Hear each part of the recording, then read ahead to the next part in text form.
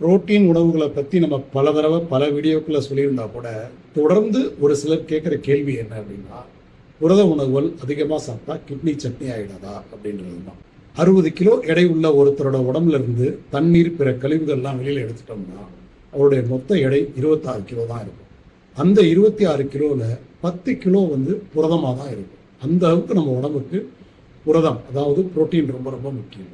நம்ம தசைகளில் இருக்கிறது அப்படின்றது பார்த்தீங்கன்னா ஸ்ட்ரக்சரல் புரோட்டீன் அப்படின்றது தான். மற்றபடி நம்ம உடம்புல இருக்கிற கோடான கோடியுடைய செல்லுகளுடைய ஜவ்வுகள், உயிரியல் வேதியியல் மாற்றங்கள், இது அத்தனையும் உடம்புக்குள்ள பண்றது புரதம் தான். உடம்புல நமக்கு நிறைய வேலை செய்கிற எல்லா என்சைம்களுமே புரோட்டீனால ஆனது தான்.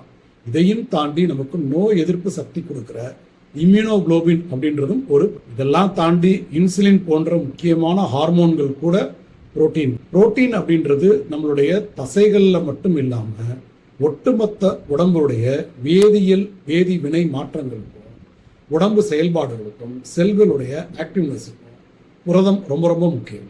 மாவு சத்து உணவுகள் இல்லாமல் நம்மளால உயிர் வாழ முடியும், ஆனால் புரதம் இல்லாமல் நம்மளால உயிர் வாழ முடியாது அப்படின்றது தான். மாவு சத்தே எடுக்கலன்னா கூட உடம்பு தனக்குத்தானே புரதத்தை உற்பத்தி பண்ணி அதுல இருந்து சக்தி எடுத்துக்கணும்.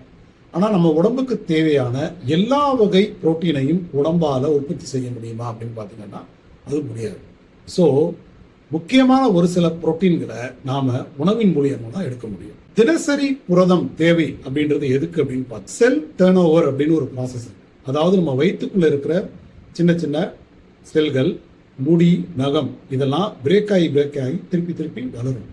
இதெல்லாம் செய்கிறது செல் டேர்ன் ஓவர் அப்படின்ற ஒரு ப்ராசஸ். இதுக்கு கட்டாயமாக புரோட்டீன் தேவை.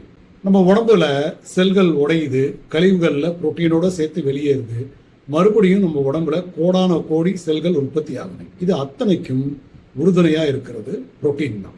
நம்ம உடம்புல எவ்வளவு புரோட்டீன் உடைஞ்சி கழிவுகளாக வெளியில் போகுதோ அந்த அளவுக்கு நம்ம தினசரி உணவுல புரோட்டீனை எடுத்துக்கணும். இதுக்கு பேரு தான் நைட்ரோஜன் பேலன்ஸ் அப்படின்னு சொல்லுவாங்க.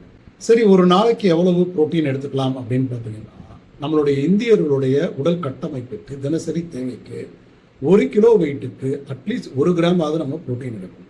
அப்போ ஒருத்தர் 60 கிலோ வெயிட் இருக்காருன்னா கட்டாயமாக ஒரு நாளைக்கு 60 கிராம் புரோட்டீன் எடுக்கணும். அவரே நிறைய ஜிம்முக்கு போகிறாரு, மாரத்தான் ஓடுறாரு, எக்ஸசைஸ் நிறையா பண்ணுறாரு அப்படின்னா கட்டாயமாக 1 கிலோ வெயிட்டுக்கு 1.5 கிராம் வரைக்கும் புரோட்டீன் எடுக்கலாம். குறிப்பாக கர்ப்பிணி பெண்கள், குழந்தைகளுக்கும் புரோட்டீன் தேவை அதிகமாக தான் இருக்கு.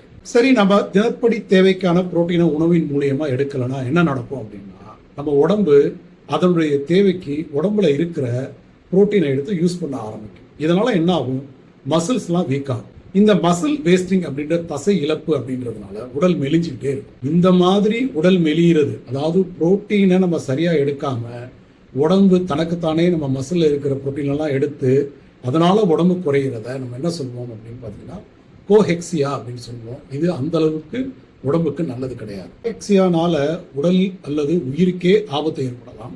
அந்த மாதிரி உடலை குறைக்கிறது சரி. இதை தாண்டி என்ன நடக்கும், இம்யூனோகுளோபின் அப்படின்ற புரதம் நம்ம உடம்புக்கு உணவின் மூலியமா சரியா கிடைக்காததுனால நம்மளுடைய நோய் எதிர்ப்பு சக்தி குறையும். அதனால அடிக்கடி சளி, காய்ச்சல், இருமல், வேறு சில வியாதிகள் வர்றதுக்கு வாய்ப்பு இருக்கு. இம்யூனிட்டி ரொம்ப குறைஞ்சிடும். ஸோ புரத உணவுகள் ரொம்ப ரொம்ப முக்கியம். இது மிகப்பெரிய சப்ஜெக்ட். அடுத்தடுத்த வீடியோவில் இன்னமும் புரதத்தை பற்றி விரிவாக பேசலாம்.